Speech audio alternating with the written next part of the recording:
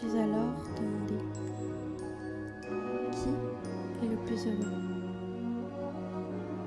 Narcisse, péchant d'amour de lui, ou tout autre être dépourvu d'amour de lui? Narcisse finit par mourir de trop d'amour,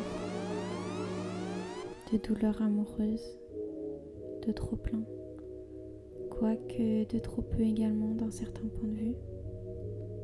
Le tout autre être dépourvu d'amour de lui ne peut-il pas que souffrir?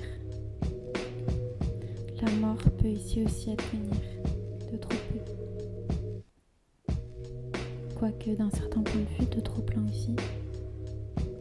Cependant, comme souvent, l'extrême du côté droit a plus en commun avec l'extrême du côté gauche que tout autre situé au milieu. Car l'être dépourvu prêt à mourir de ce manque se soucie donc de la question à ce point, et par conséquent ressent un manque, une carence proportionnelle à son attente, à son besoin. Cette question est au centre de la vie de Narcisse et du tout autre être dépourvu d'amour de lui. Qui voulons-nous être? Probablement aucun des deux, probablement un peu des deux. Personnellement, je pense que l'on ressent un certain plaisir douloureux quand pour l'autre il n'y en a cruellement aucun. Nous sommes tous au centre de nos propres vies. Chaque chose, événement que l'on voit, que l'on vit, n'existe que par notre propre prisme.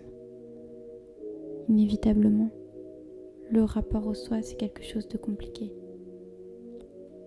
Les excès, les déficits de confiance ou d'amour sont si vite arrivés. Peut-être juge ton Narcisse un peu trop rapidement. Moi-même, j'ai des tendances égocentriques, égoïstes ou narcissiques, mais parfois des tendances un peu autodestructrices, presque de haine envers moi. Ne pas être trop narcissique, ou pas assez. Vivre en paix avec soi, n'est-ce pas un apprentissage? On l'apprend, on l'acquiert, on le perd. Ne pas être narcisse, c'est difficile. Rationaliser son existence dans un monde si peuplé.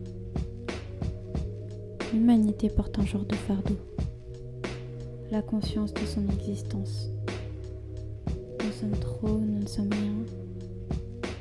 J'ai presque envie de conclure par être ou ne pas être. Telle est la question.